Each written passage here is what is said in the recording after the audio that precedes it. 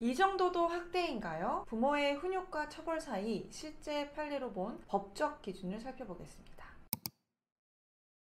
안녕하세요. 형사 가사 전문 변호사 권희진입니다. 혹시 자녀에게 화내고 나서 내가 아동학대에 해당되는 건 아닐까 고민해 보신 적 있으세요? 또는 반대로 부모로부터 반복적인 폭언이나 방임을 경험하셨던 분들도 계실 수 있어요. 오늘은 많은 부모님과 보호자분들 그리고 자녀 입장에서 꼭 짚고 넘어가야 할 문제, 부모에 의한 아동학대에 대해서 말씀드리겠습니다. 정서적 학대, 신체적 체벌, 방임 어디까지가 처벌 대상인지 실제 판례를 바탕으로 정확하게 알려드릴게요.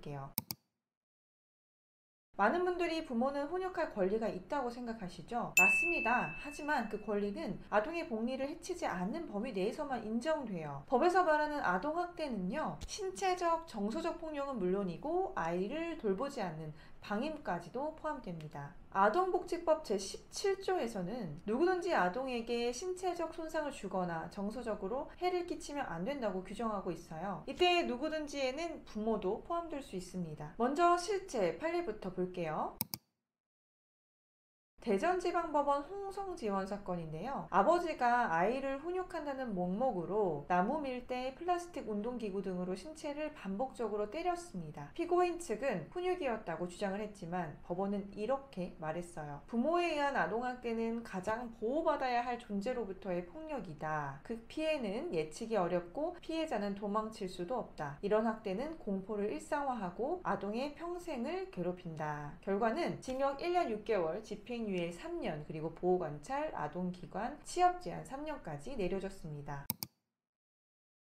두 번째는요, 전주지방법원 군산지원 사건입니다. 이번에는 사실 더 심각했어요. 신생아에게 학대를 가해서 두개골 골절과 뇌출혈이 발생했다고 하네요. 법원은 이 사건에서 이렇게 판시를 했습니다. 영아기의 자녀는 부모의 보호가 절대적으로 필요한 시기이고 이 시기의 학대는 생명 자체를 위협하는 중대한 범죄이다. 부부 모두 유죄, 아버지는 징역 2년에 집행유예 3년, 어머니는 징역 6개월에 집행유예 2년이 선고됐습니다. 둘 다 보호관찰과 교육명령도 받았고요.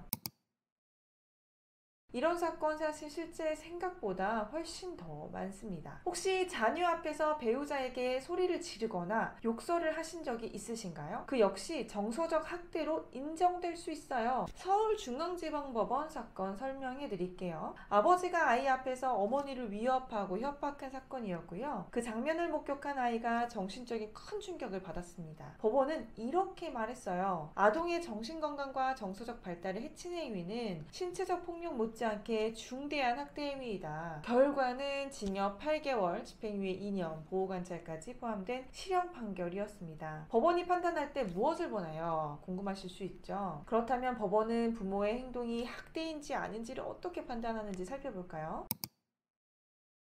수원지방법원 안산지원은 이렇게 정의를 하고 있습니다. 아동의 나이, 성격, 상태, 행위의 장소, 강도, 반복성, 부모가 보인 태도, 행위가 아동의 발달에 미치는 영향, 행위 전후의 아이의 반응, 즉 단순히 때렸냐 안 때렸냐가 아니라 그 상황과 맥락을 아주 세밀하게 보고 판단한다는 겁니다. 그래서 정서적 압박, 무시, 방치도 처벌 대상이 될 수 있어요. 부모가 아동학대 혐의로 유죄를 받게 되면 다음 세 가지가 함께 따라올 수 있습니다. 첫 번째, 형사처벌입니다. 두 번째, 친권 상실. 아이를 더 이상 키울 수 없게 돼요. 세 번째, 손해배상 책임이 따라올 수 있어요. 수천만 원의 배상 판결이 나올 수도 있어요. 부모는 아이를 사랑할 권리 이전에 아이를 보호할 책임이 있습니다. 단순한 훈육이더라도 반복되거나 강도가 높아지면 법 앞에서는 명백한 아동학대로 평가받을 수 있습니다. 오늘 말씀드린 판례들 그냥 남의 이야기가 아니에요. 조금의 실수가 아이 인생 전체에 그림자를 드릴 수도 있거든요. 혹시라도 걱정되시거나 관련 문제로 상담이 필요하시다면 언제든지 댓글 또는 연락 주시기 바랍니다. 그리고 이 영상이 도움이 되셨다면 좋아요와 구독, 알림 설정까지 부탁드릴게요. 아이들의 안전한 성장 그리고 부모님의 권리 보호를 위해서 제가 계속 도움이 되어 드리겠습니다.